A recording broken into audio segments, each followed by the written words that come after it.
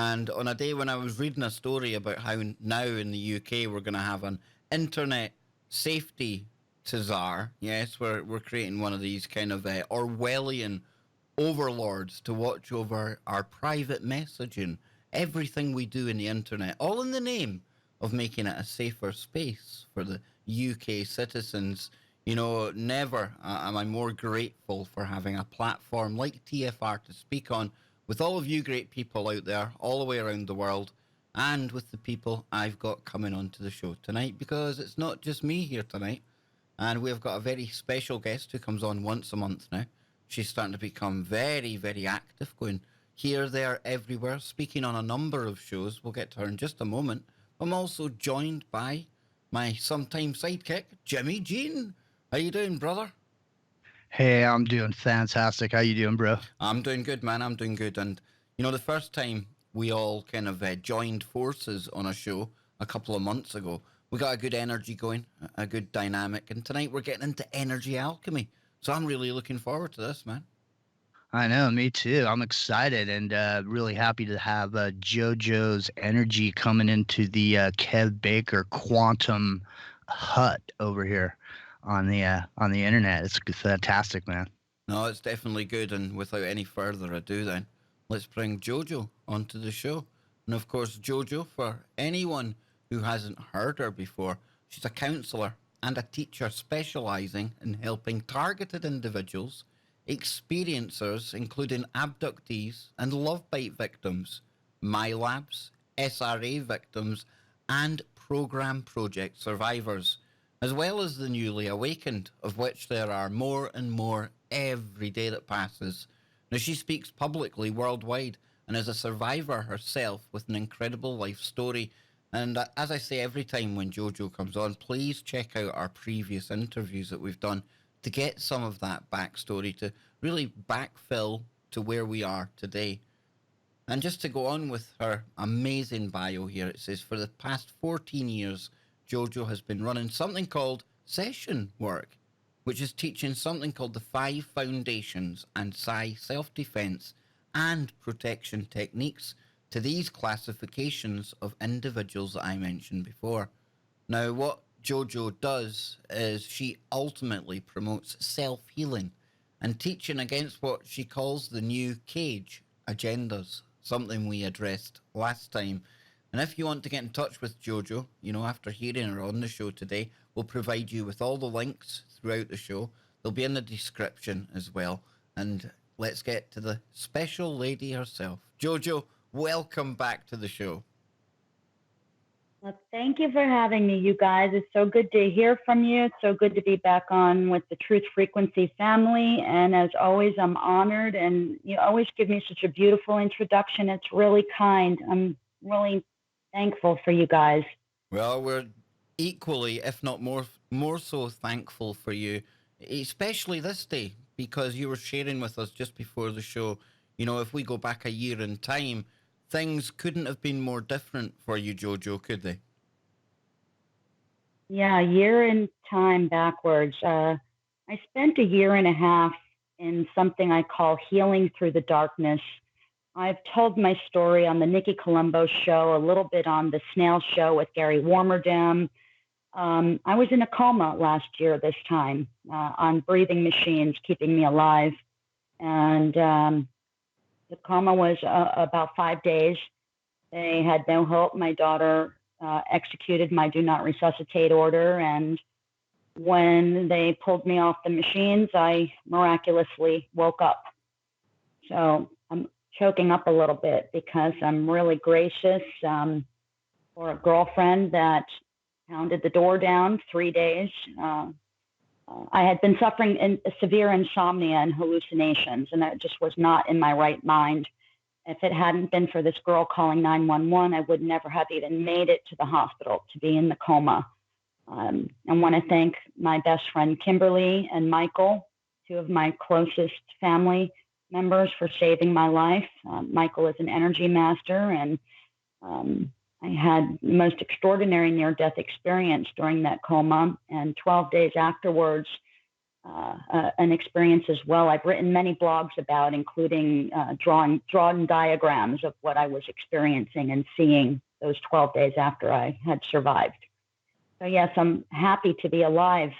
I've had 5 near-death experiences in totality where doctors have had to revive me, and divinity does not want me dead because I have a mission to do, and I'd like to announce some of the things that I'm doing on my divine mission. Yeah, that's exactly where I was going to go. You know, we can flip all that kind of negativity from last year, all that darkness, into real positivity now, because where we are today, you are literally starting to make the change. It's something we always talk about on here, Jojo, and you were sharing with me some really exciting stuff before the show, and I'll let you share with the listeners just what you've been up to.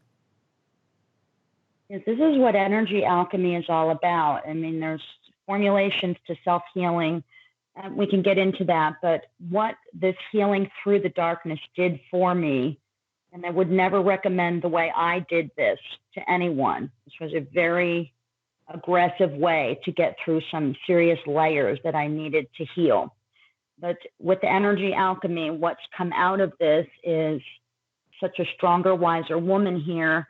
I'm working on many projects right now.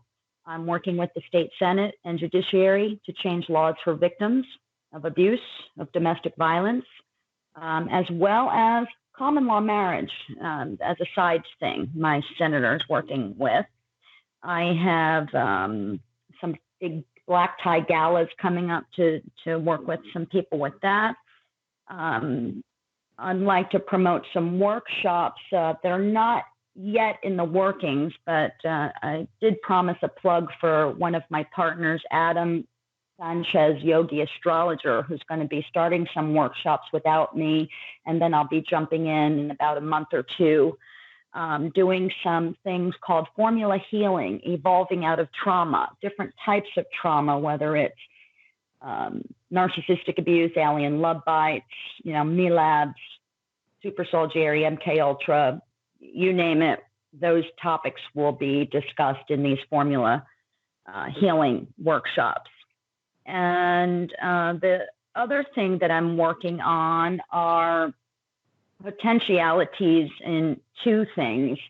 I'm trying to collect statistics and stories from other survivors of, let's face it, all of these programs, projects, MELABS, alien love bites, etc., are all based around narcissistic abuse.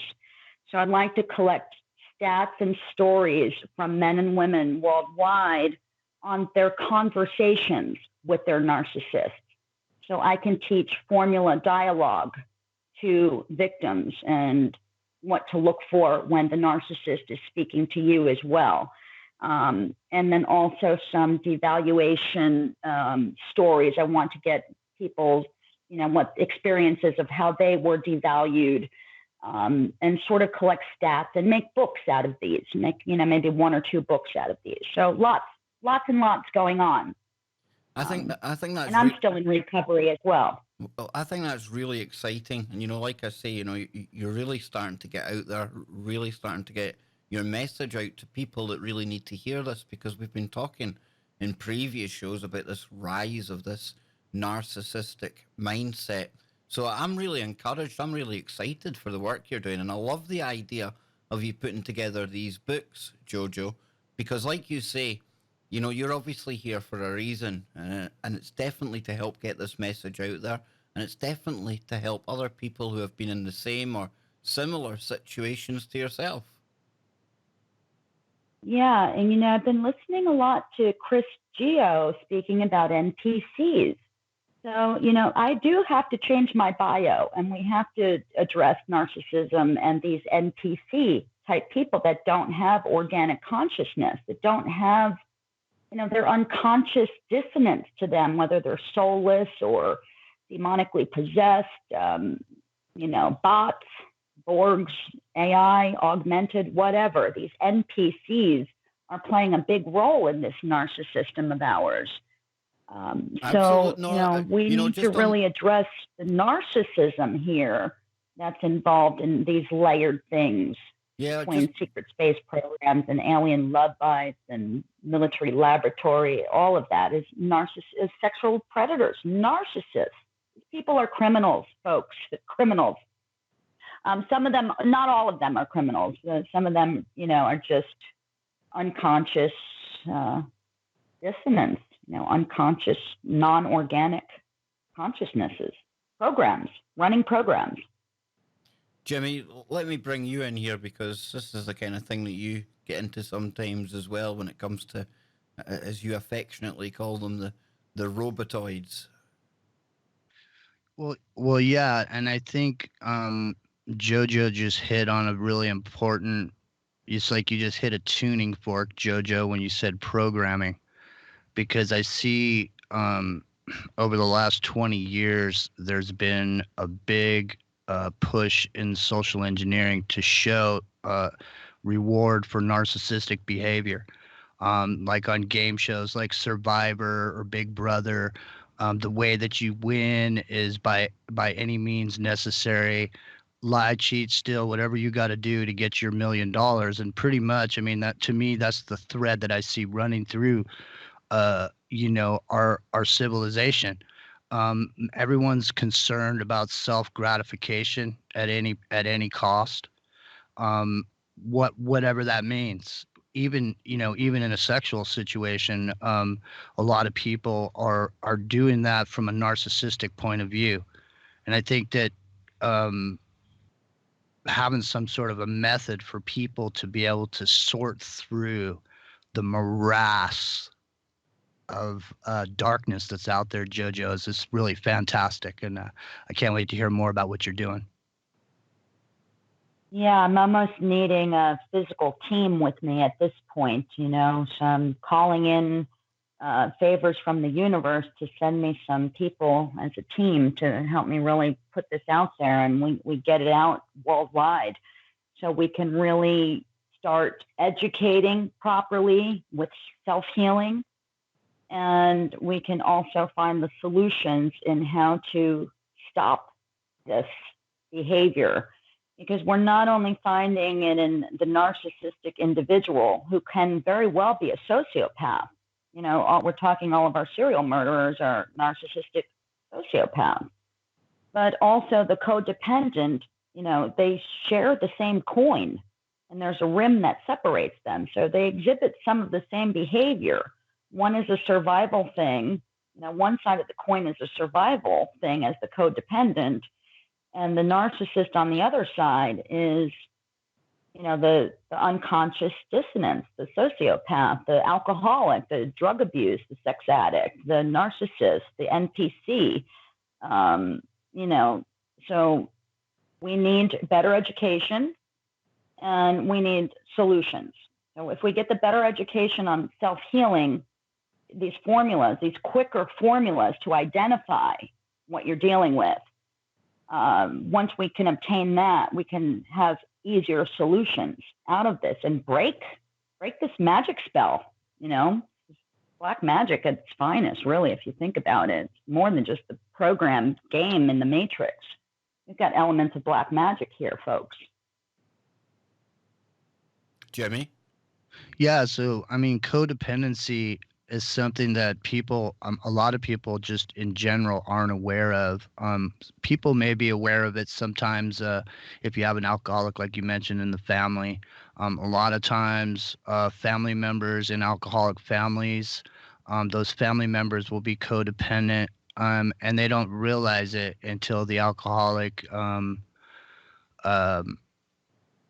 gets clean and sober. The people in the household start to realize that they were helping support the behavior in and of themselves. In other words, they were being detrimental to their own natural well-being by supporting unhealthy behavior. Right, JoJo? Yeah, unhealthy behavior is not only alcoholism or drug abuse or sex addiction. We're talking workaholics. Hobbyists that just can't, go from one hobby to the next, to the next, to the next. These are addictive personalities. And we also have to include a new terminology that several of my colleagues around YouTube are trying to get out called childhood emotional neglect, which also is a codependent dynamic to these narcissistic relationships. So, we've got a serious infection going around with this narcissism, but we've also got a serious infection of codependency. And, even in my experience with all the trauma that I've suffered, my last 2 marriages, I couldn't identify narcissistic abuse until, probably 5 years ago when I started to get counseling in it. And they told me what it was called. And that's when I really began the journey looking into this dynamic and how it crossed over into all the programs and projects and this alternative, truth media that we speak about with STREAMLABS and so on, experiencers and program survivors. So I didn't know what those terms were way back when in my abusive marriages. And as a codependent, we have we have a lot of healing to do. I guarantee everybody in the listening audience is either a codependent or a narcissist in some way. And there's a healthy narcissism and a healthy way to have a healthy ego and a little bit of healthy narcissism. But if the world is polluted with narcissists, we have to remember it's polluted with codependents as well. And codependents are sick as well. We're just as sick as the narcissist, but in a different way. So, we can't keep blaming the narcissists here either. We can't keep blaming the abusers, the addicts, the drug addicts, the alcoholics. We can't keep blaming them. And we spoke about this in the last show. So, we have to really start looking at what is this word codependent and how are the dynamics in my own interpersonal relationships, whether it's my family, friends, spouse, or otherwise. And that really should be the first question we all ask ourselves is, how are our interpersonal relationships with these immediate people in our surroundings? And if you're not happy, you're crying most of the time, something is seriously wrong. If you're not communicating, if you're fighting a lot, something is seriously wrong. So are you in a codependent or are you the narcissist? And it's really, it can get very confusing because I work with clients who come in thinking, my God, I think I'm narcissistic. I really need help. And to me, that's probably the cruelest of the cruel is when I see a victim survivor so beaten down and gaslit that they question their own selves, whether they're the abuser. So we've got dynamics here across the world that we really need to address here. If narcissism is this big of a problem, then so is codependency. And don't you think that, like both of these behaviors, like you were saying, some of this earlier emotional neglect sets up the potential for these codependent behaviors later on in life, and for those with that type of situation going on with this emotional deficiency, does this not set up the search for that same archetype in life that keeps repeating itself over and over, JoJo? You got to stop the cycle, right? Definitively the issue. So, right there is a big giveaway. If you were emotionally neglected as a child, you're probably in a huge statistic that you're unhealed from that, and you are in an unhealthy relationship as an adult. Children of emotional neglect are never taught how to have strong, solid structure. We have to learn things by ourselves. We have false belief systems instilled with us. We're silenced. We're not taught things. So we are navigating through life with this sort of childhood belief and playing ping pong almost with ourselves as grown adults, trying to navigate what's healthy and what's not, what's a good boundary, what's not, what's realistic, what's not, how to protect yourself, how to not protect yourself, how to avoid confrontation. It's all very, very confusing. Any adult survivor of childhood emotional neglect is most certainly a codependent, and I'm probably going to be one of the only ones out there to say that codependency can be cured. Most people will tell you it's a lifestyle. It is in the beginning, first 12 to 18 months. It's a lifestyle, and I'm sure grooming, keeping yourself groomed with that. But I do believe there is full recovery from codependency. And maybe I can talk a little bit about some of these negative things about a codependent. Yeah, that sounds perfect, Jojo. Take it in whatever direction you want. The floor is yours. Okay, so children of alcoholics or abuse or childhood emotional neglect, all these things we've been speaking about on these last number of shows, we grow up to be codependents. We have a false sense of self. We don't know who we are because we're constantly either neglected or corrected or both. So some of the traits of a codependent can be very annoying, manipulative, almost like clawing your way to get somebody to see your way, manipulative.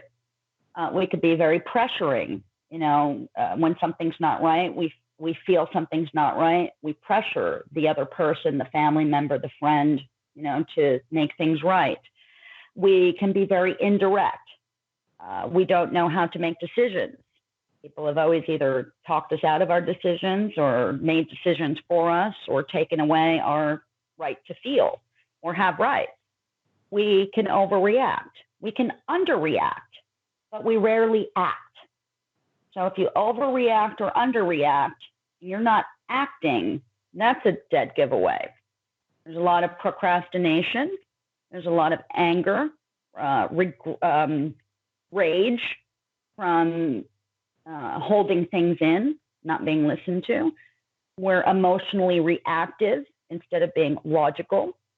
We can be destructive, complain a lot. We can be seemingly crazy from the gaslighting and the crazy making techniques. We can go crazy. We can be institutionalized. We could, be looked at as very crazy.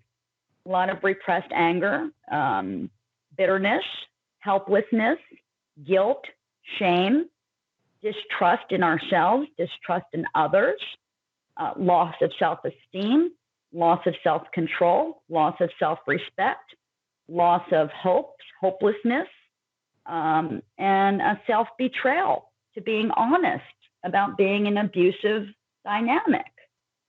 So these are, we could be obsessive as well. Obsessive in our thoughts, obsessive in getting someone to listen to us, and obsessive thoughts that don't shut down because you're just in this quandary of, WTF, what the blank just happened here. So simplicity is taken away. I want to actually read the definition of codependency. This might be really cool for people. I've got 4 definitions for people to hear. I just wrote them out last night, so bear with me. We've got 2 minutes, so let's try and cram them in before the break. Okay. Codependency is emotionally, psychologically, behaviorally programming, a conditioned to prolonged exposure of oppressive rules, negating open expression of the individual's feelings and thoughts, and discussion of interpersonal problem solving is nil. Another is a diminished capacity to be in healthy, loving, even exchanging relationships. The third is prolonged exposure to irresponsible, emotionally manipulative people. And the fourth is one who lets others' behaviors control them while they can try to control back. One who lets others' behaviors control them while they try to control back. So those are 4 definitions of a codependent. Someone who has prolonged exposure to oppressive rules, negating problem-solving feelings, thoughts, and opinions. Diminished capacity to be in healthy, loving, even exchanged relationships. Prolonged exposure. Hold that thought, Jojo. Irresponsibly. We will be right back. The Kev Baker Show.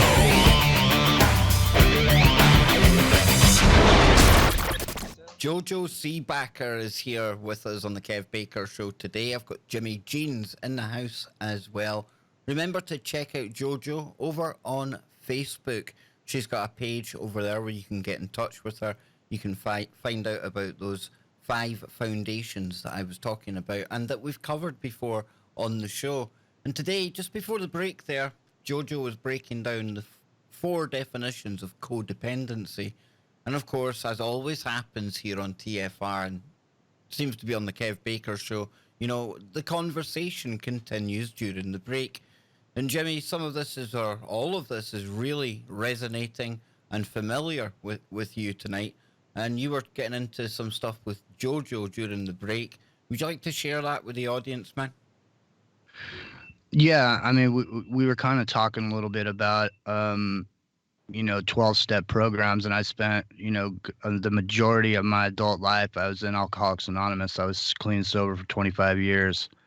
And so I went through a lot of self-help and became aware of a lot of things that I wasn't aware of before. And one of those things was codependence, because there seems to be quite a bit of codependents that are just seem to be involved around addictive personalities and alcoholics, just like JoJo was saying earlier.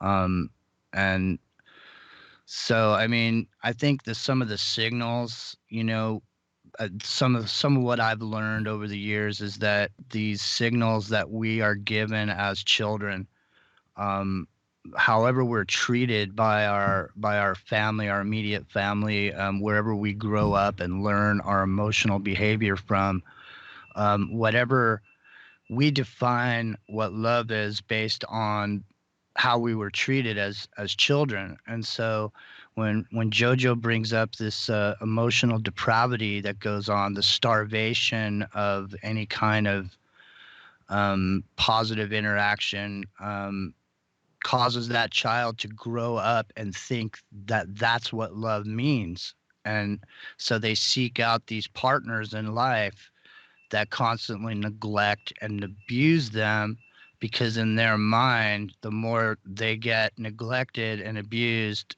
the more the relationship is like a loving relationship that they intrinsically know from their childhood. Right, JoJo? Yes. Yeah. And, one of the scary factors is when you grow up with emotional starvation and you meet someone in life and they are the most loving, kind, giving, adapt to you, agree with everything that you believe in and support everything that you do, they almost digest you, like that your beliefs become their beliefs. And you think, oh my God, I found my Prince Charming or my queen. This is where we get into the love bite, the alien love bite. We get into the narcissist dynamic, because that's called a love bombing stage. So as a child of emotional abuse, emotional neglect, sexual abuse, physical abuse, and we find these people that are love bombing us, that adapt to us, that agree with us over everything, we think we found a gold mine. And that's where it gets really dangerous, folks. And, 12-step, let's put it this way. Dependency is dependency, whether it's alcoholic, drugs, sexual addicts, whatever, workaholics, hobby addicts.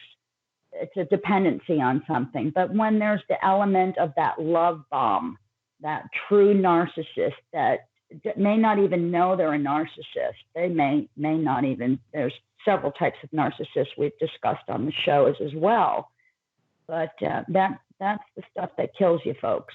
That's the stuff that nearly killed me and killed 85% of women across the world.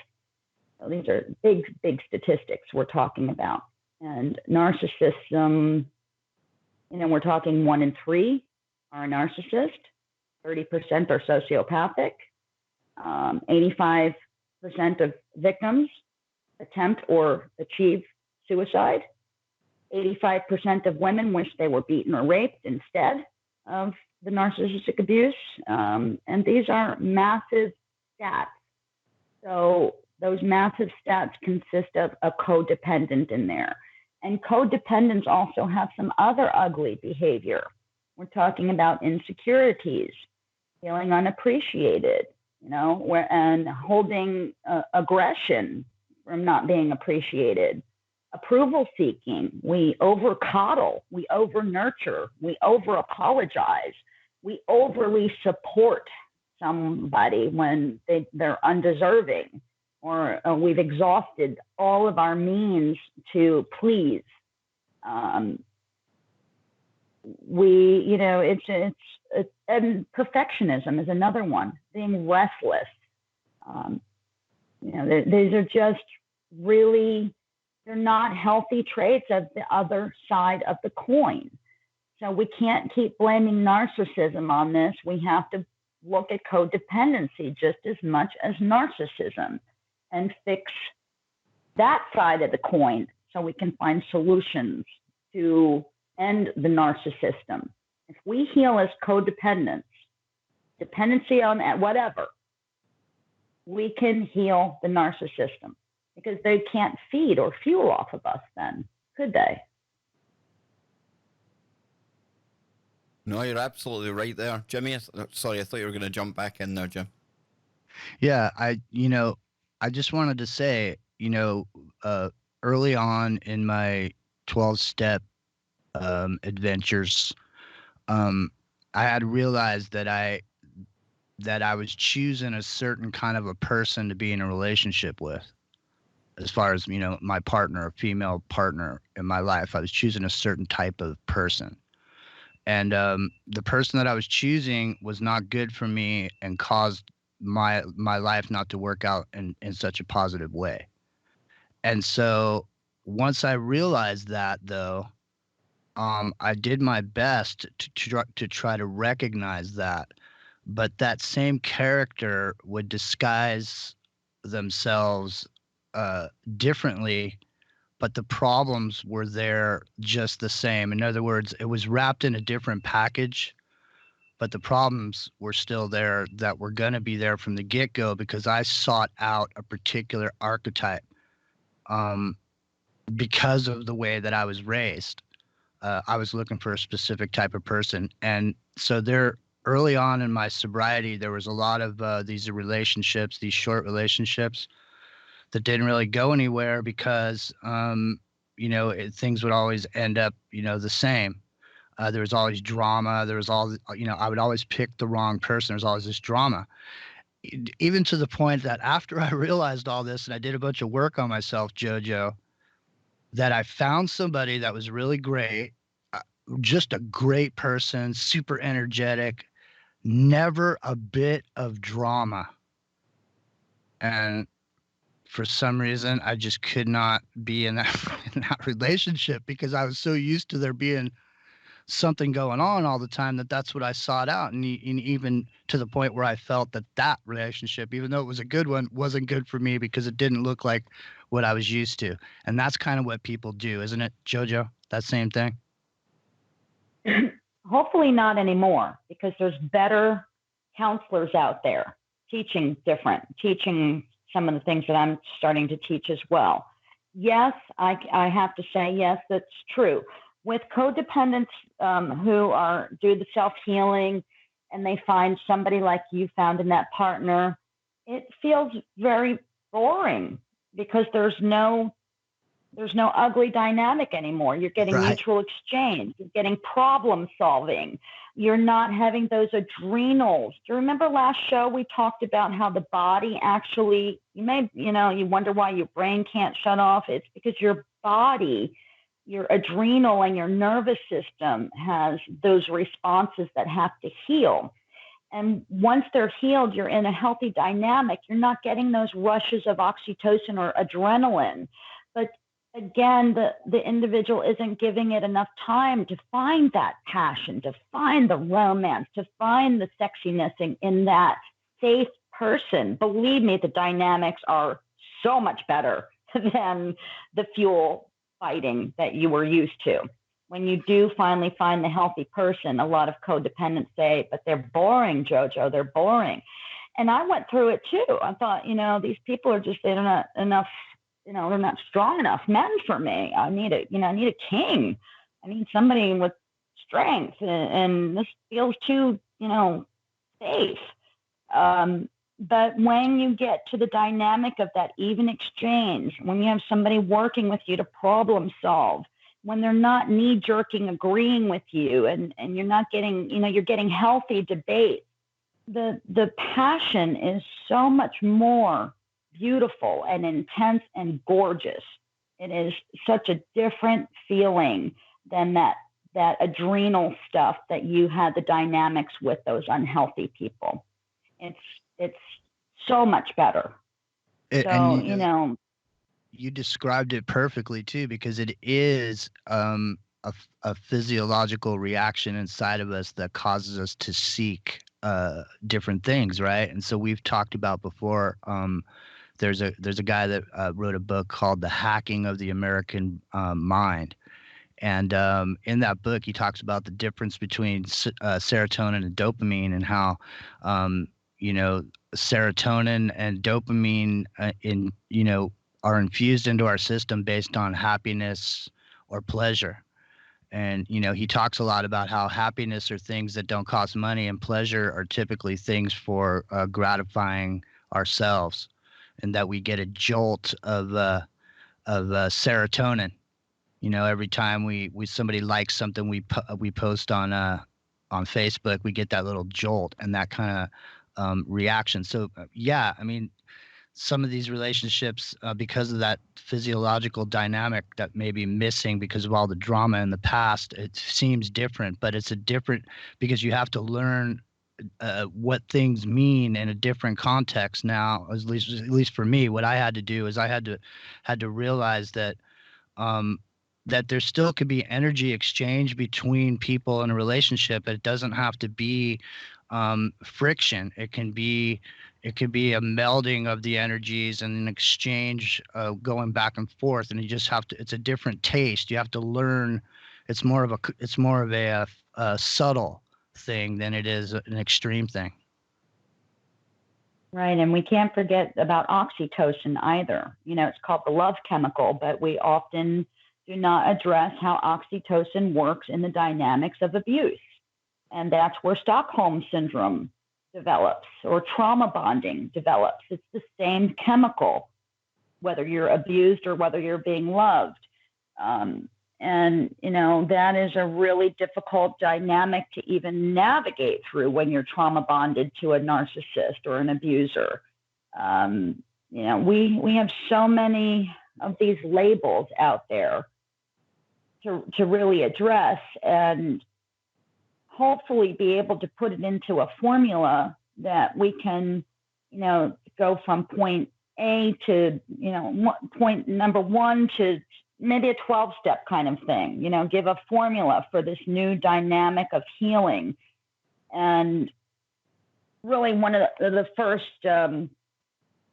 steps about it is accepting. You have to come to an acceptance, a self-acceptance, and step out of denial that something is wrong in yourself and in that relationship. And if you can get to that point, folks, then we can work on a formula for healing for you. And it is soul crushing to go through self-healing.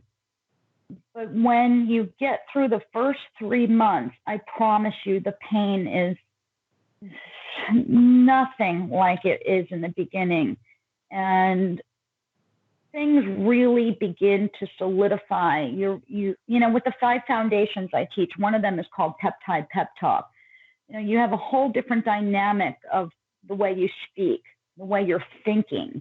You have a sense of self-control again. You have self-trust again. It's really, after the first 3 months, and for some people, obviously, it's much longer because they'll resist or fight it.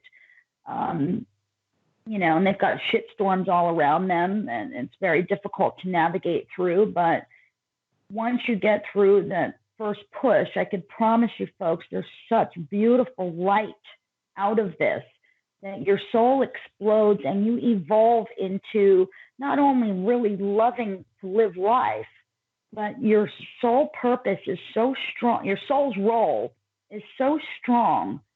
And just your whole life is so different. It's so worth it, folks. Healing is scary to do, but the payoff is immeasurable compared to that initial fear. Immeasurable. It's priceless. Priceless. And I'd imagine all of us, yeah, I would say all of us in the world, we've all been traumatized, even some of us from birth, going through that whole birthing experience into the world, and then through childhood. At some point, adult life, we've all been traumatized. And what I like about what you're trying to say here and what you're trying to teach people is, Jojo, the fact that you can take that trauma, and you can, like you just said there, evolve through it. And I think it is, you're going to have to really hit rock bottom before you come out the other side. So it is going to take hard work, and it's probably some of the hardest things we ever have to do is look inside ourselves and, really be honest about what's inside as well. But with all this trauma going around, even watching 9/11 over and over again, Jimmy, that causes trauma in the mind. I think we do have to start really thinking about this whole self-healing thing.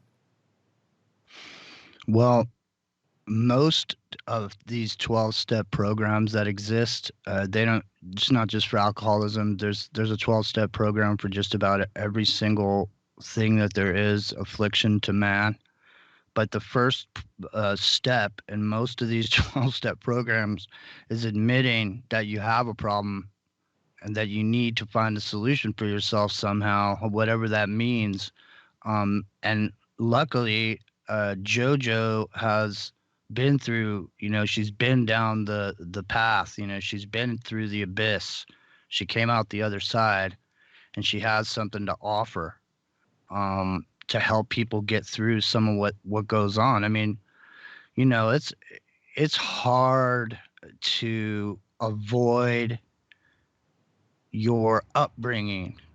We were all trained as children, and we act in the world based on that training. I mean, we operate in this world we operate the same way we operated when we were 5 years old.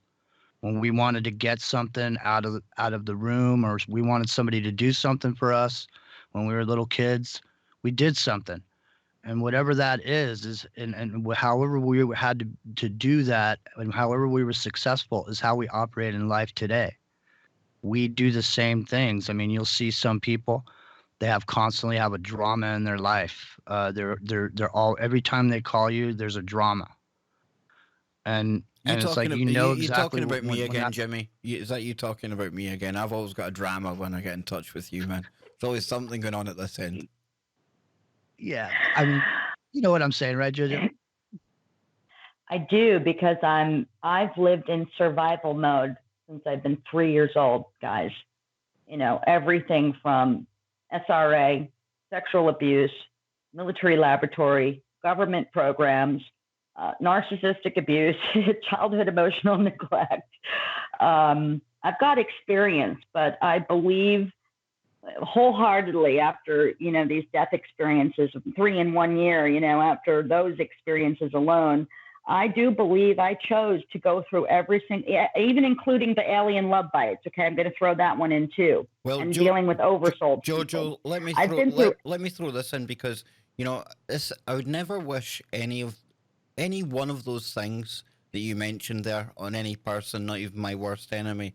But I really do think, like you were just about to get into there, I think you have to have gone through these things.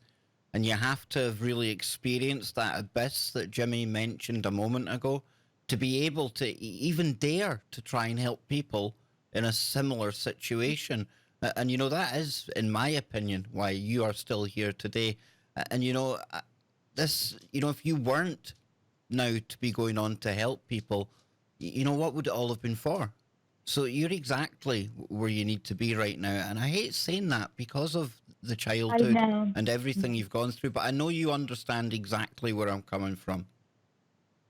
I do, and I say it, with like a choked up voice. And I can't believe I'm even going to say this, but had I not gone through so much trauma and fought to self heal through all of these traumas to find solutions, I'm thankful. I can't believe I'm thanking my abuse, but I'm so thankful that I did experience what I did so I can lead others out to show them, look, you can triumph over anything and make a beautiful life for yourself and find so much self-healing and manifesting and your authentic you. If I hadn't gone through what I've gone through, I couldn't teach. I couldn't give a solution. I couldn't find an avenue, but there was a drive in me, you guys. And perhaps that was the contract that I chose coming into this computer game, to experience all forms of trauma so I can lead people out of it. Because I'll tell you what, I'm really proud that's why I'm crying, like really happy tears. I'm so proud of myself for not only surviving what I've survived, but to come out with such wisdom, experience, and such an evolved consciousness out of it, and a whole new way of thinking, living, acting, responding, just is really something I'm so proud of, and I want to help others out of the trenches. And so you should be proud. Thank you for letting me feel a little vulnerable there. No, absolutely. And Jimmy, we'll let Jojo get a little drink or, just chill out for a moment. We'll discuss that because, this is Jojo's doing exactly what she needs to be doing. And there's so many people who are needing this kind of help right now, Jimmy. Like you said, addictions and things, they come in many forms.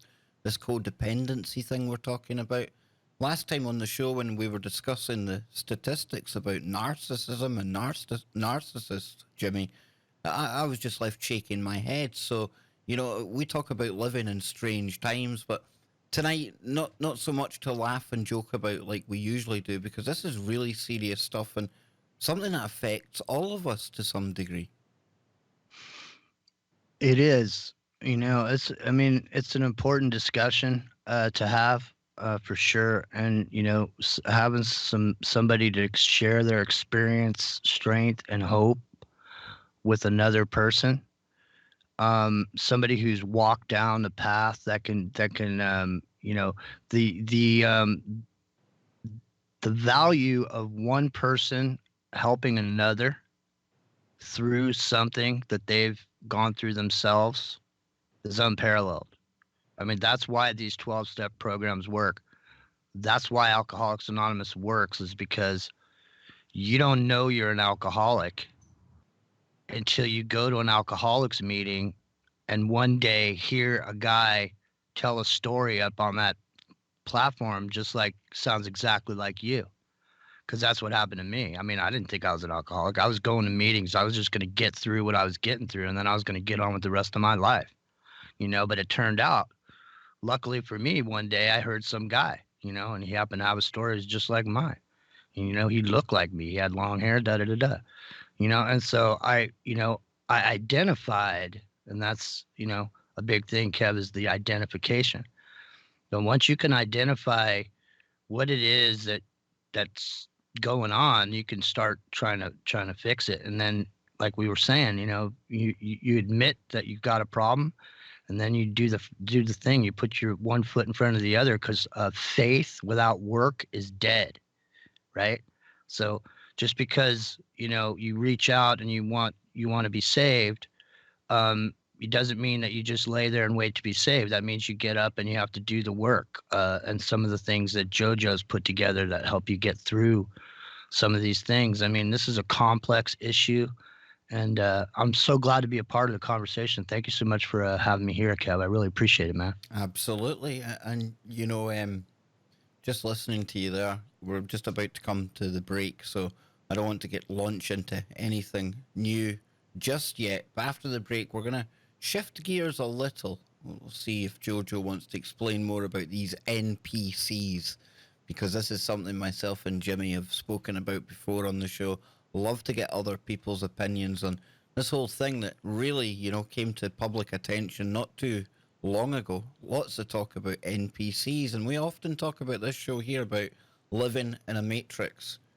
We've been talking about some of the programs that are running in people tonight, and some of the programs that people have been a part of will come up in the conversation as well. But the NPCs is definitely something I want to hear more about. And we're also going to open up the phones after the break. So if you want to put any questions at all to JoJo, please phone us after the break. Get a pen ready, because I'm going to give you the numbers quickly. If you are in the US, you can dial in on 213-233-3998. That's 213-233-3998. And if you're in the UK, like myself, it's 0044 203 393 2871. I'll give you them on the other side. Don't go anywhere. 1 hour down, 1 to go with JoJo Seebacher. This is the Kev Baker Show.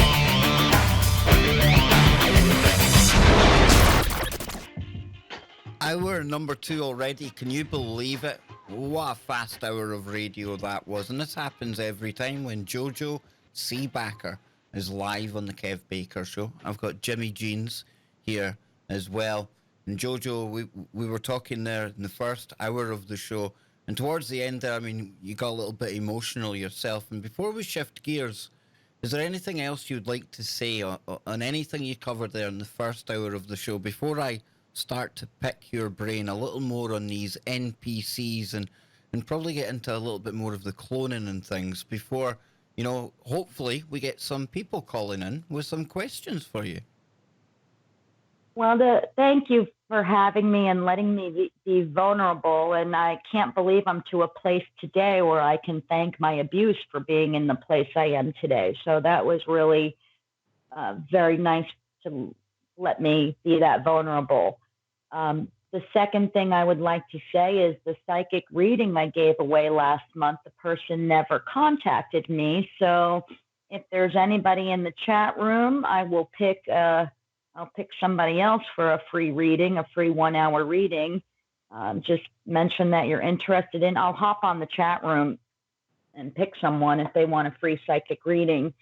And I'm doing consults right now, 2 hour consults, which includes teaching. I'm also doing the psychic soul readings with a 9 square oracle pull. Those are 2 hours. And I'm doing assessment sessions again. So if you feel that you've been victimized in programming, NELABS, alien love bites, narcissism, you name it, I do a 4 to 5 hour session, and I'm booking all of those for May right now, amongst these other projects. If you need to contact me, I had to take my pro page down for a while for some legal reasons with the district attorney. But you can contact me through Facebook, private message me, and we can set something up through there. That's absolutely awesome. And JoJo, when you come to talk on the show, the chat room is absolutely mobbed as usual. I was just having a quick count there. I think we've got almost 30 individuals in there, and not one NPC amongst them, I can assure you. Before we get into that, let me just give out the digits to everyone out there one more time, because let's get you phoning in. I'll add in the phone line to the call here, and we'll get this party started, because I want you to dial 213-233-3998. That's 213-233-3998. And over here in this crazy islands that I'm a part of, please dial in 0044 203 393 2871. And one last time, thankfully, I hear everyone saying 0044 203 393 2871. Jimmy, haven't I got so much better? Even though I'm still really, really bad at doing the numbers, I've still got better, right? Oh, yeah. And ladies and gentlemen, let the healing begin. Okay. Give us a call. let's share some experience, strength, and hope on the air. If you got a problem, you wanna maybe the three of us can put our heads together. JoJo's got some fantastic intuition. Maybe you can find your way out of a situation. Who knows? But you're never going to find out. Somebody taught me a long time ago, Kev, if you don't ask, the answer is no. So give us a call. We got the numbers. They're in the chat. And you can join us in chatroom, tfarlive.com/chat for the interactive chat room, and also ask questions there. Correct, Kev? Oh, yeah, We can absolutely. take questions. Over here in Scotland, we say you don't ask, you don't get. So please, yeah, phone in and speak to myself, Jimmy, and obviously JoJo as well. So JoJo, you mentioned there during the first part of the show that Chris Geo, and you're going to be going on Beyond the Veil soon. I'm really excited for you to do that because I know how much that will mean to you. But Chris is somebody, who really kind of was one of the first people I'd heard speaking about these NPCs, non-player characters. And as somebody who likes to sit and speculate a lot about the potential for us living in some kind of simulation, some kind of computer program, for lack of a better term, I don't think we can fully grasp just what this reality is. But this NPC thing, it really resonated with me. And when you started to look around, you could see that this could be a really real thing, to the point where I'm quite convinced that this NPC program, meme, whatever you want to call it, it's running and it's rampant, JoJo. But talk to us about how you came to learn about these NPCs and what you make of it all. Well, a couple years ago when I started interviewing live on YouTube and radio, I don't know, back in 2015 maybe, I spoke about soulless humans and unconscious humans that were programmed like avatars almost. They were programmed for sort of like a mission. They're programmed to have this mission in life, or maybe it's to destroy someone else as the identified patient or the alien love bite victim. And they just don't have an organic consciousness. They're running on a program and they don't even know it. I don't know the term NPC well enough like Chris does. I think he just put out a video on it. I just haven't had time today to watch it. But I speculate, I do think some of them have souls, and I speculate others don't. But they're operating on a program, on an operating system that isn't organic, like we are. And I'm not saying that we're better than them in any way, because maybe the ones that are empty vessels, maybe they're waiting for, I don't know, maybe they're waiting for someone, a starseed or somebody to come in and pop in their body or something. I don't know. I have to really get with Chris on it and get his points of view. I'm not the expert in NPCs. I just think they're unconscious people, whether they're human or not, whether they're soulless or not, whether they're android. I might just speculate all of the above. An NPC could be all of the above, but they're not an organic consciousness. That's the simplified theory. Yeah, and they're a computer player. Yeah, because we've spoke about the cloning and things before, JoJo, and I'll bring Jimmy in here as well, because this is a subject that we really dived into when it was really, everyone was talking about it at one point. And that was the thing, Jimmy. It really came to, the public's attention. It wasn't just something in our little corner of the internet anymore. This kind of went mainstream, this whole non-player character theory. And I think there is something that rings true to it, because you do see the mindset of some individuals, and like JoJo says there, it's as if their consciousness is coming from somewhere else, man. Yeah, I mean, this non-player character subject matter is very interesting, and I don't know where I stand on the non-organic player part of it, because honestly, I think the majority of the people that are walking around unconsciously are doing so under the software of the internet. And I think, I think it's a human 2.0 type scenario where some people are not under the influence of that software, and those people are activated.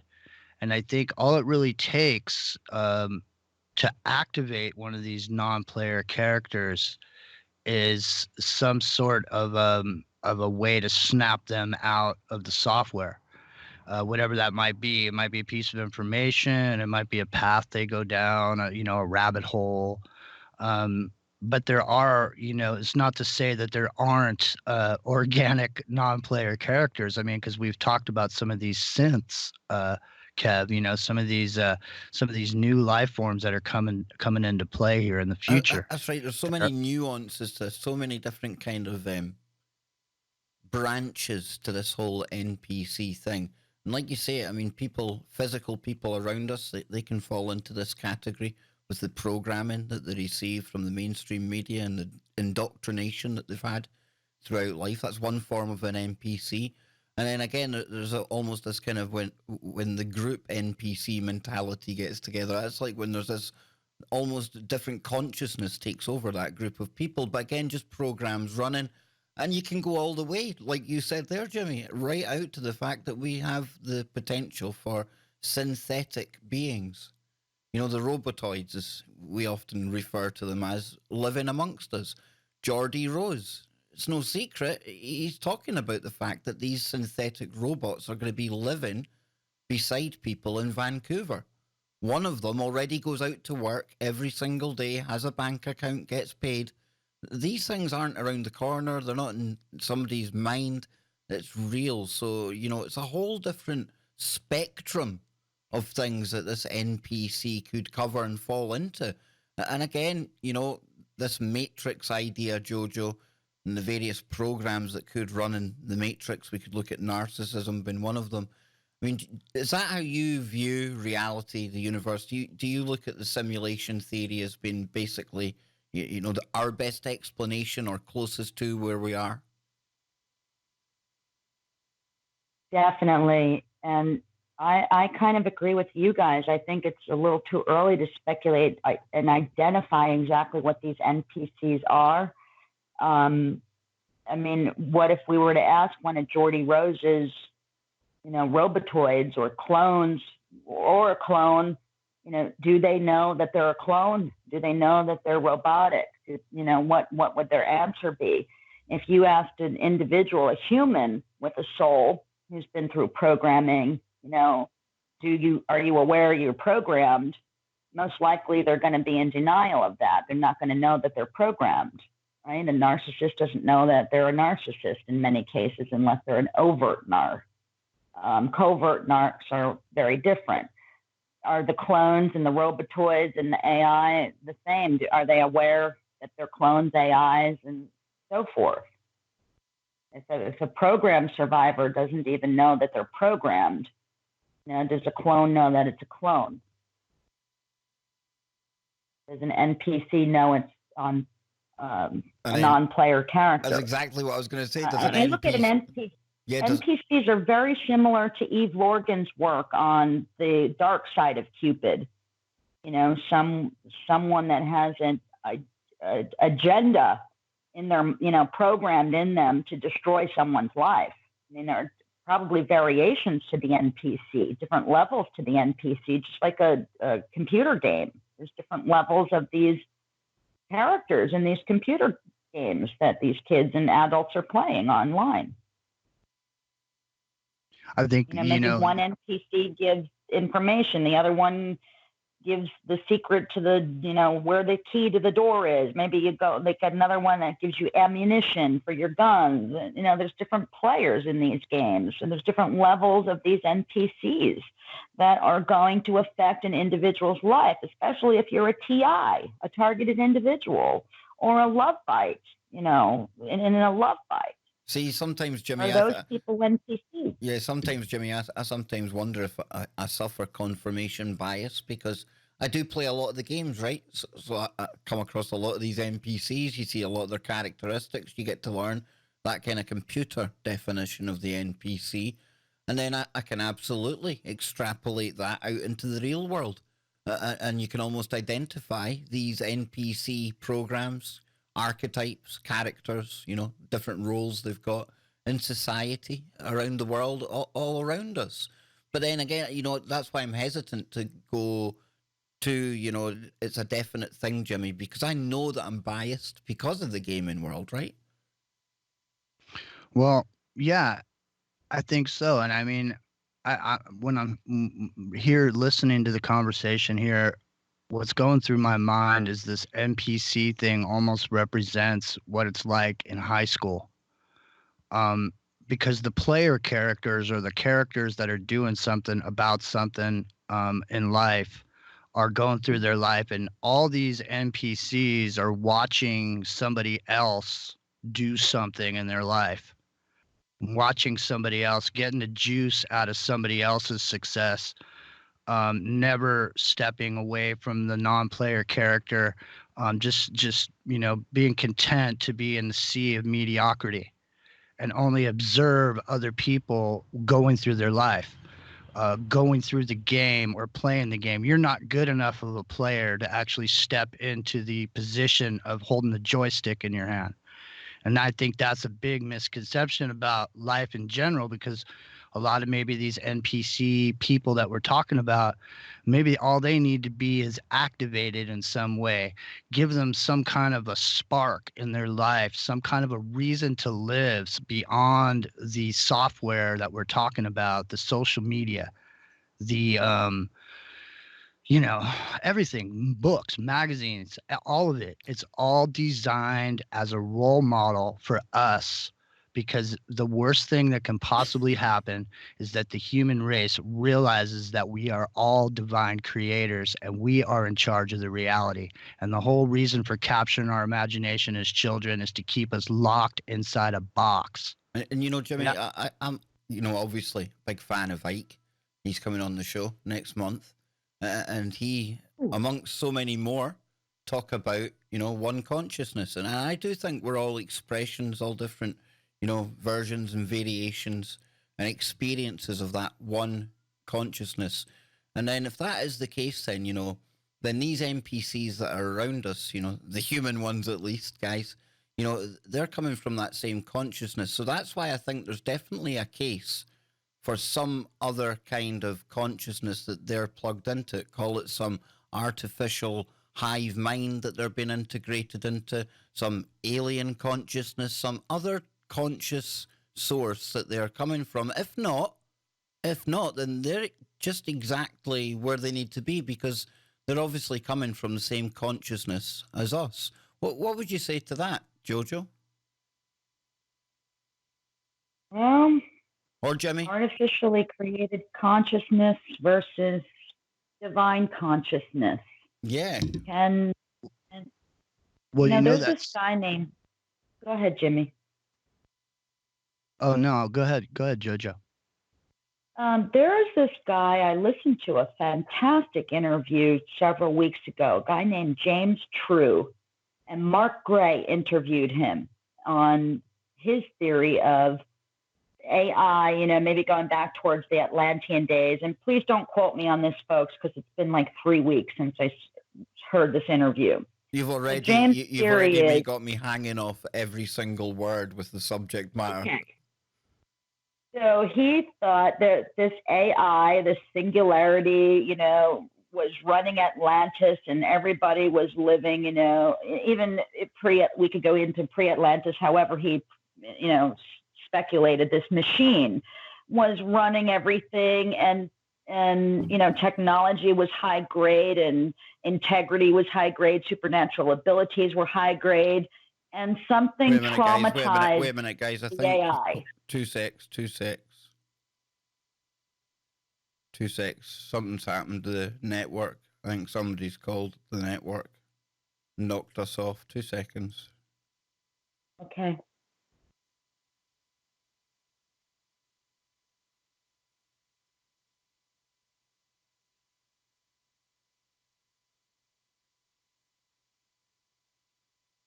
They're saying in the chat room, the callers, the show. There we go. We are back. We are live, I think. Yes. Okay, good. Yes. Just a little glitch in the matrix there, Jojo. That's what it was.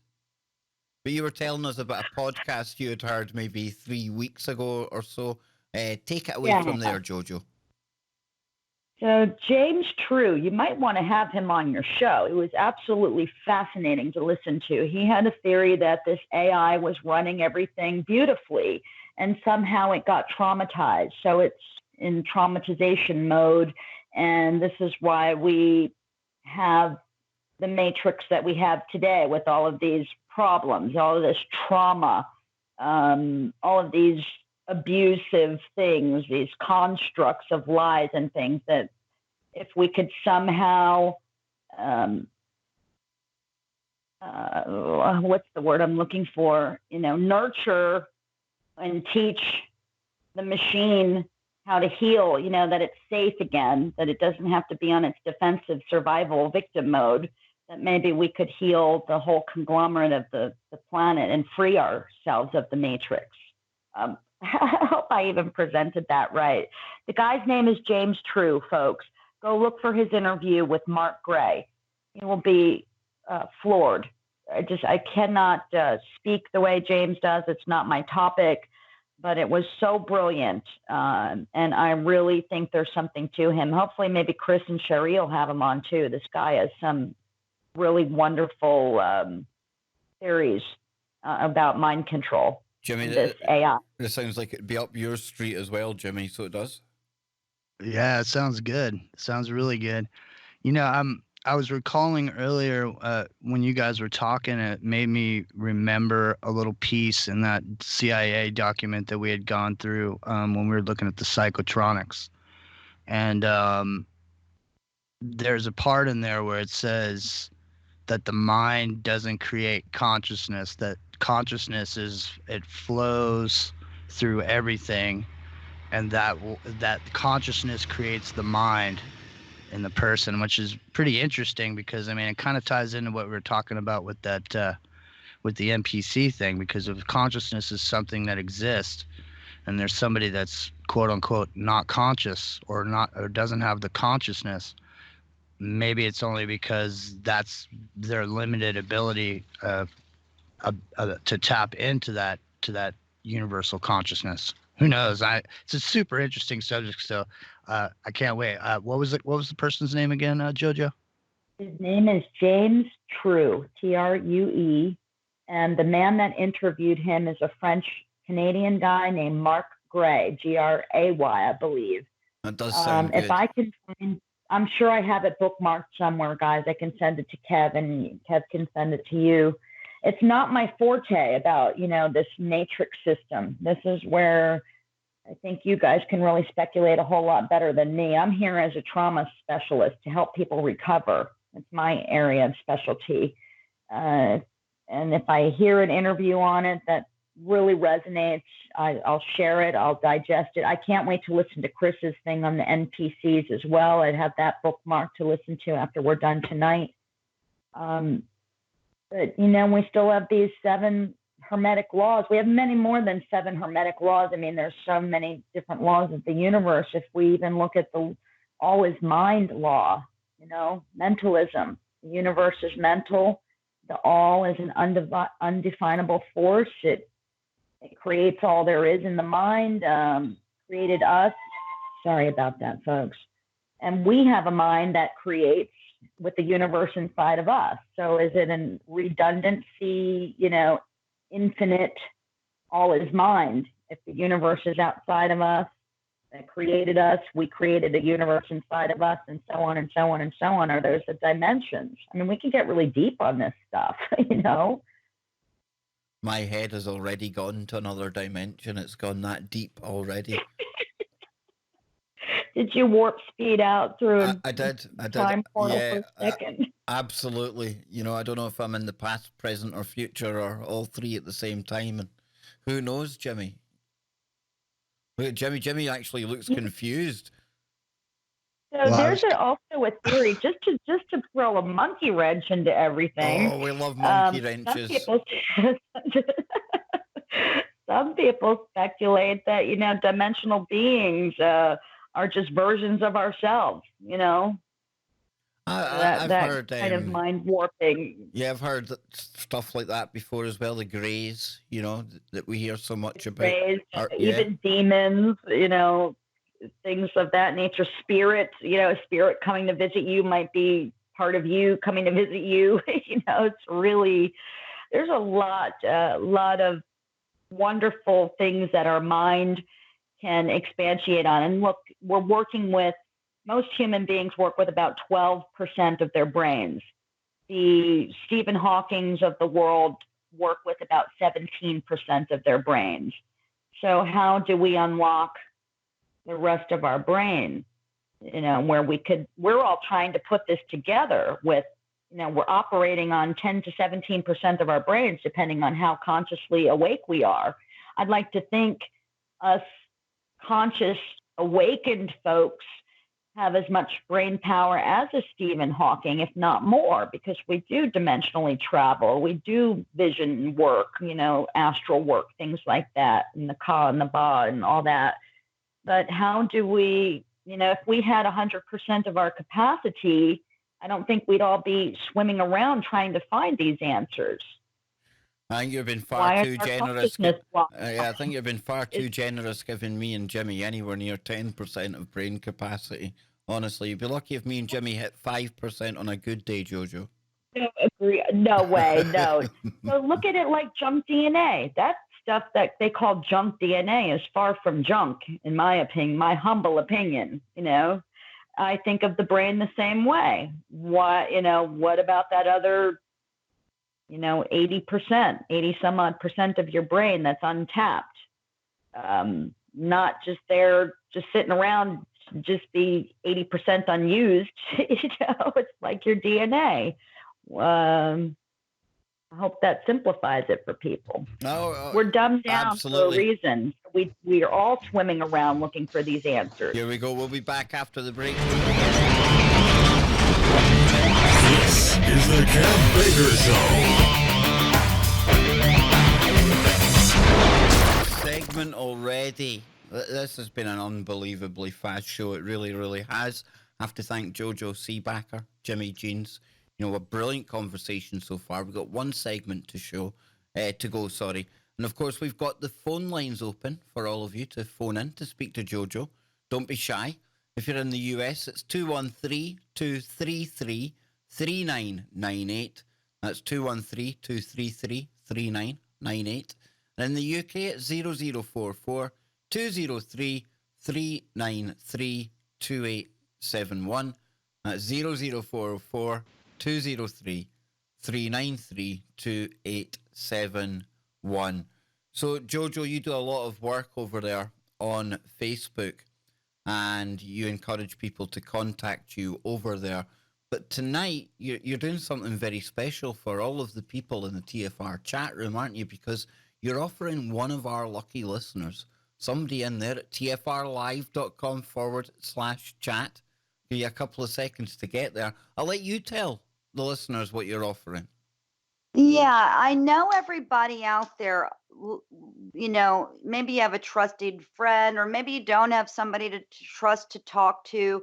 I want to offer a free session with me. It'll be a psychic soul reading.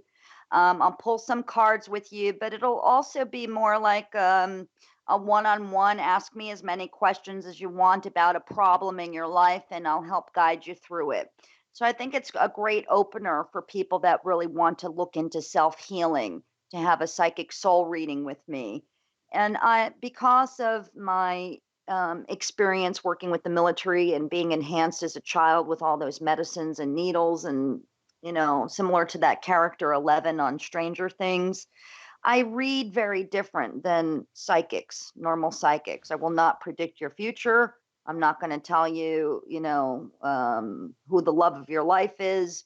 I'm going to read your soul. I'm going to hear your thoughts. I'm going to feel your feelings and hear your feelings. I'm going to hear the dialogue between your thoughts and your feelings, and then I'm going to hear what your soul has to say. And that's how my readings go. And the cards that I use, I will not use tarot on anyone. That's just not, I don't offer that. My readings would be way too heavy for people. But I do use really uplifting oracle cards that also confirm what you're asking or what you're needing guidance on. And I think it's a wonderful thing for someone who has a problem, an immediate problem, an immediate maybe they're confused about something. Maybe they don't know that they're in an abuse or something. So you have somebody here that's offering a free reading tonight, 1 hour's time. I may go 2 hours, depends. Most of my readings are 2 hours, but I'm giving away a free 1 hour tonight. And if it goes 2 hours, it'll go 2 hours. So just hashtag free reading, and I'll pick a winner at the end of the show. That's amazing, Jojo. That really is. And I can't thank you enough for that. So yeah, head on over to the tfrlive.com chat room, or sorry, /chat. Get in there, type hashtag free reading, and Jojo will announce a winner just before we get to the end. And unlike last time, Jojo, I'll make sure I give you plenty of time to announce it, because I think the music half cut off the winner last time. So maybe that's what led to nobody getting in touch after the last show. Now, we do have a caller on the line. We're going to go to our regular listener, regular caller, and Regla girl. How you doing, Regla? Nice. Oh, okay. How are you? I'm doing very well. I wasn't sure whether I was going to... I wasn't sure whether I was going to get the free reading or talk about codependents. Either one's just fine. So, what's going on, you guys? Hey, nice to have you. Nice to talk to you again, Regula. I won't do readings over the phone or live because they're way too personal. I'm a different psychic than most. I will read your most personal things out of you. I don't think we should talk about that on air. I agree. But I can talk about codependency with you. Okay. Well, it's interesting because I've been doing a lot of talking about this actually in my own personal surroundings. I believe this is a deeply misunderstood term and one that should be talked about a lot. But actually, I'm having something going on right here now in the background. I'm going to have to hang up, I think, because of what's happening here. Sorry about that. That's okay. Is everything okay? Something's going on in my environment. Something's that going on okay? in my environment here right now. Are you okay? Okay. Are you all right? Yeah. Are you okay? Oh, yeah. Oh, yeah. Actually, I'm okay now. Okay. There's a lot of, I'm okay now. I think there's a lot of misinformation about this term. I think it was coined in the 80s by somebody named John Bradshaw and Melody Beattie, right? Yes, Beattie, right. And my hunch originally was that it came in, I call it the infiltration. The government infiltration is what I always call it. It came in through the 12-step programs, and I started to hear things. The 12-step programs originally were set up as spiritual, as sort of a spiritual practice. Yeah. That had to do ultimately it was set up sort of as service, spiritual service. And then once this codependent model came in, you started to, and I was involved in that. And then you started to hear things in meetings like, don't call me after 10 o'clock. And I have the word boundaries were there. If you can help me out with this, Jimmy. You started to hear things like, don't call me up after 10 o'clock. Don't call me after 9 o'clock. These were things called boundaries. And this is why I'm saying that the term is misunderstood. So that you hear people, God, this is so difficult to explain. And I'm trying really hard in my own personal life because I am involved with people who talk about this concept. And it's really fascinating to me, the trickery, I call it, that's involved in this, because what we have is we have a lot of people who say that they are codependent, and they say about themselves that they are overly helpful. They call it the disease of being overly helpful. And in a way, they look as though they are, and yet they're not. I don't know how else to quite explain this. If you can help me out with this. Yeah. I mean, In actuality, so it's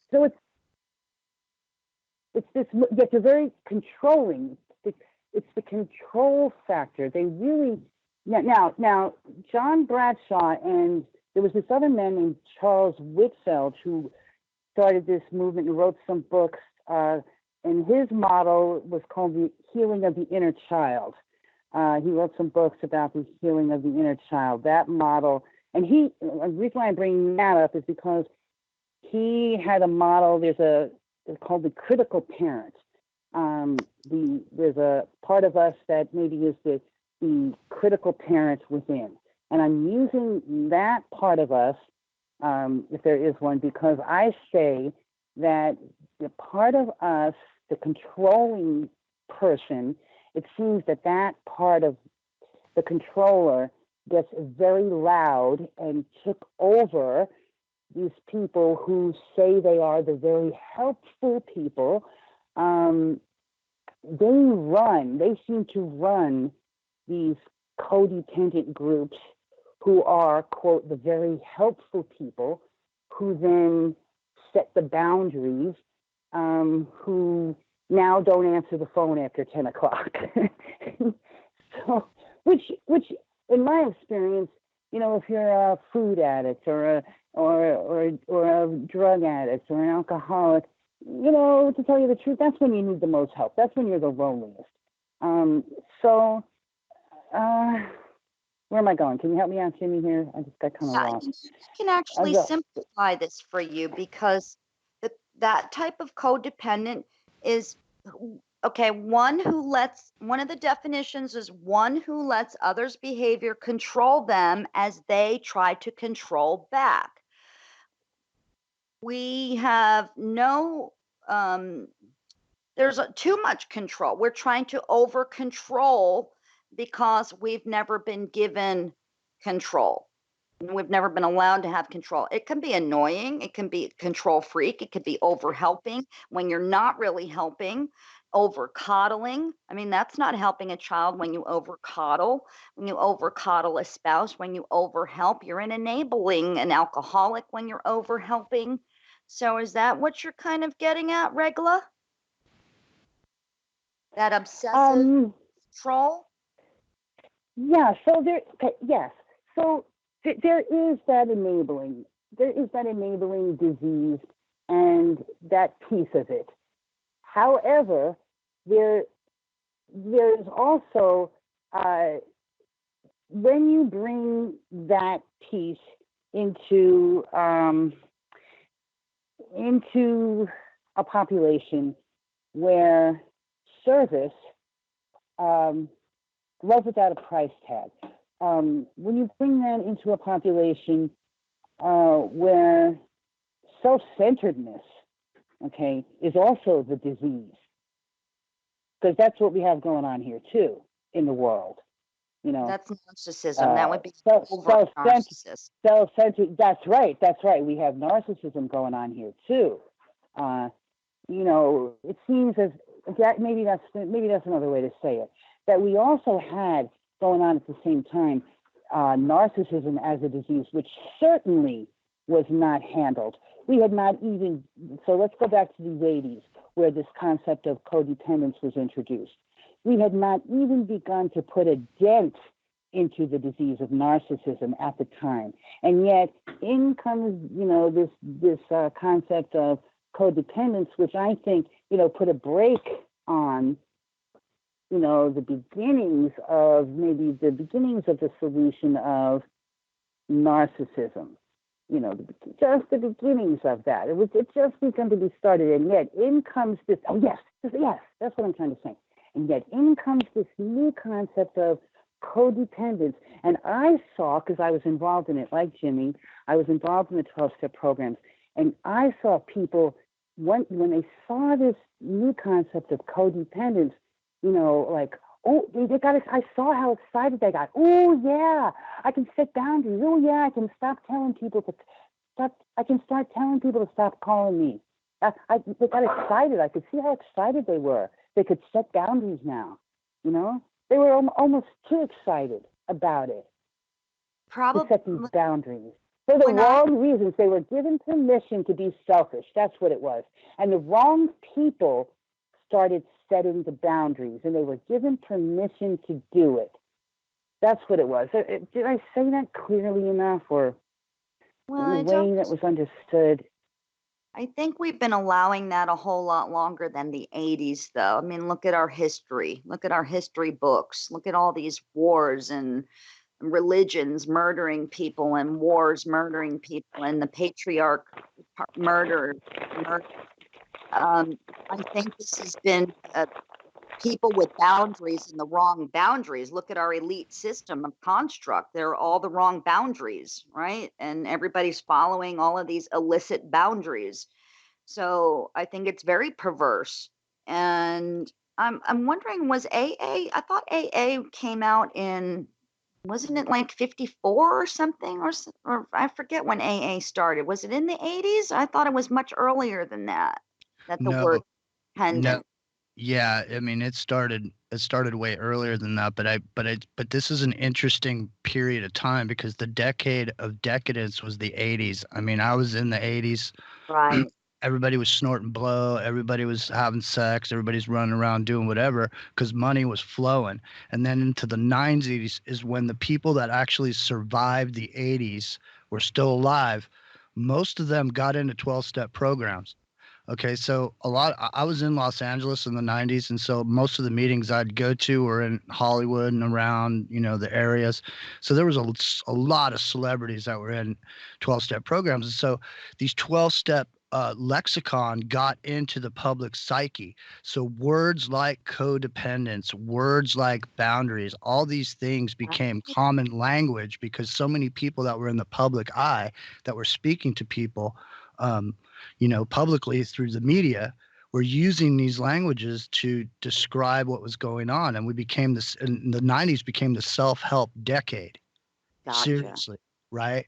And so we only have the lexicon of understanding to describe what we're talking about as codependence and setting boundaries. But as an alcoholic, one alcoholic helping another is unparalleled, like it says in AA, right? So if you're about to drink at midnight and you call somebody who's in AA to help you, to keep you from drinking, and they don't pick up the phone because they got a boundary, I mean, I think you're 100% correct on that. Those boundaries that are set up incorrectly. They're set up by the narcissistic people that don't want to be bothered.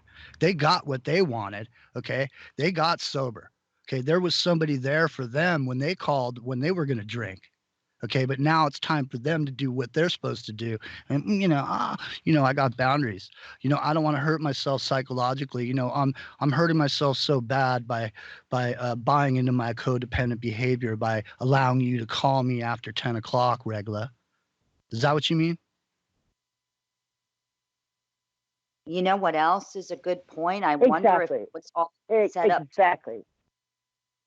It almost sounds like it was set up to be a distraction off of the problem causing the quote unquote dependency, the codependency, to detract off of the abuser, the childhood emotional neglect, the narcissist, the sex, the sexual abuse.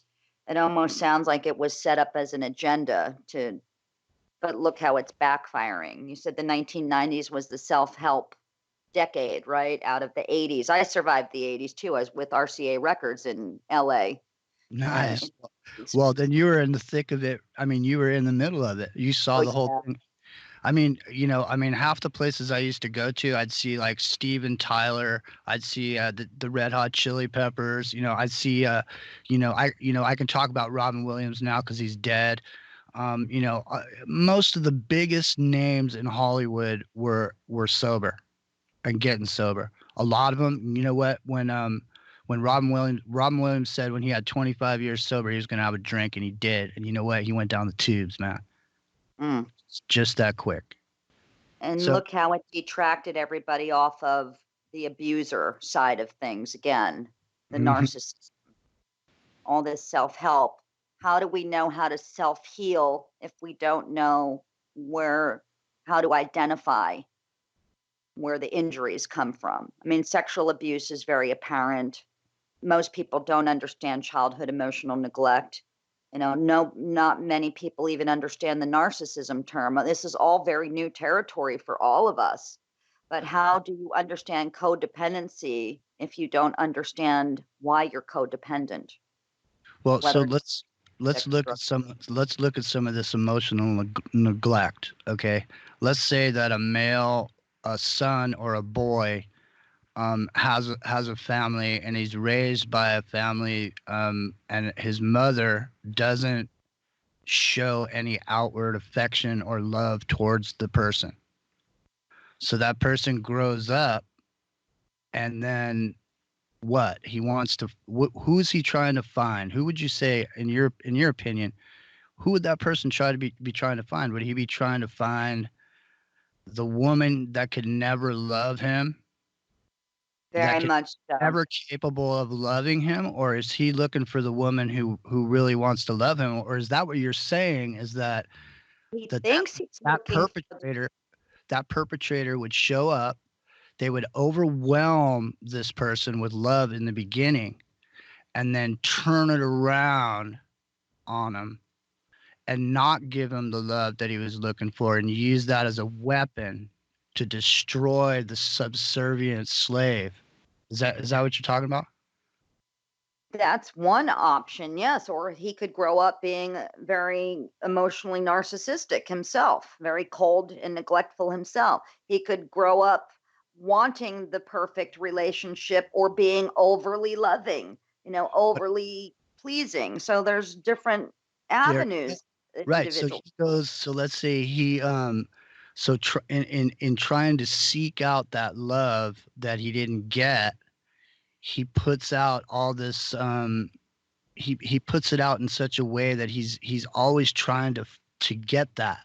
He's always looking for that, but that is just out of that person's reach, because for whatever reason, psychologically, that person's been set up to fall into the same trap over and over again, because the archetype appears. Jimmy, we've got another caller on the line now. We've still got Great. Regla on now. I'm going to keep Regla on the line. But we've got another caller from area code 603. You're on the line with JoJo, Jimmy, and myself. How you doing? Hey, Kev, it's Billy Joe. How are you? Hey, Billy Joe. How you doing? Hi, Billy Doing Joe. good. Hi, JoJo. I just wanted to call in because of... Oh, go ahead. No, on you go, JoJo. Billy Joe, sorry. I just wanted to call in because of what Jimmy's talking about is exactly what I grew up with. Very, very emotionally neglected growing up, and ended up in a marriage with neglect for 18 years, and ended up in a very narcissistic, abusive relationship that love bombed me. I was totally love bombed for like a year, and then he took everything away. Yeah. And it's exactly what Jimmy's talking about. It's a vicious cycle. It is a very vicious cycle. And I will not regret the relationship that I was in with the narcissist, because that relationship is the one that taught me how to love myself. And that's what we look for, I think, is to learn to love ourselves and not go searching for it externally. That's such a Well said. Yeah. Yeah, we definitely, it's when they say it's an inside job, what we mean when we say it's an inside job means it starts with yourself.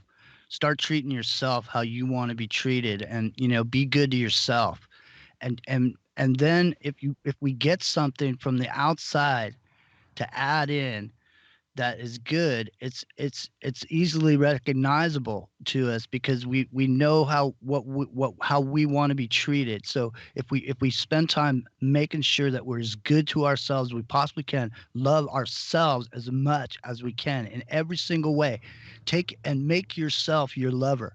You know, be romantic with yourself, buy yourself something, do something for yourself, get a massage, do something. But when you're coming from that place, that's where you're coming from. And Jimmy, And let me just get JoJo to add her thoughts as well, because we're running out of time here. What would you say to Billy Joe as well, JoJo? It's a little bit deeper than self-love because self-love has to expand into self-esteem, self-control, self-respect, learning self-trust. It's love is an all-encompassing thing. So, and you don't have to have a totality for yourself to have a healthy relationship. I mean, you don't have to be perfectly self-loving. We're perfectly imperfect human beings.